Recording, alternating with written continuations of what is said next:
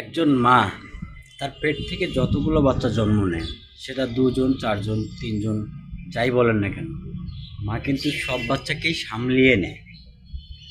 আর আমরা সেই সন্তানেরা বড় হয়ে সেই মাকে ভাগাভাগি করাতে লেগে পড়ি। বড় ভাই বলে ছোট ভাইকে, ভাই মাকে তুই সামলা, আমার ২টা ৪টা বাচ্চা আছে। ছোট ভাই বলে, ভাই আমারও তো 2টা বাচ্চা আছে। শুরু হয়ে যায় মাকে নিয়ে ভাগাভাগি। মায়ের জায়গা কোথাও হয় না। আজকে এর কাছে 10 দিন, আজকে ওর কাছে 10 দিন, এইভাবে মায়ের জীবন চলে।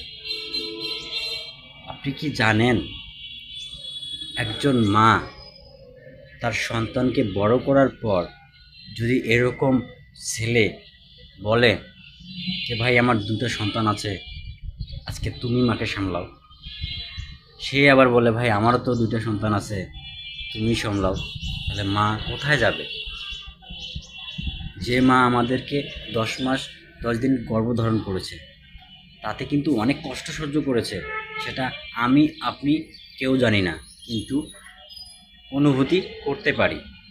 কারণ আপনি বিয়ে করেছেন, আপনার স্ত্রীও একজন মা, অবশ্যই তার কষ্টটা আপনি দেখেছেন। মায়ের কষ্ট দেখেননি, আপনার স্ত্রীর কষ্ট দেখেছেন। সব মাই কিন্তু এক। তাই মাকে ভাগাভাগি করবেন না ভাই। মা সবার জন্য সমান। পৃথিবীর শ্রেষ্ঠ সম্পদ হচ্ছে মা।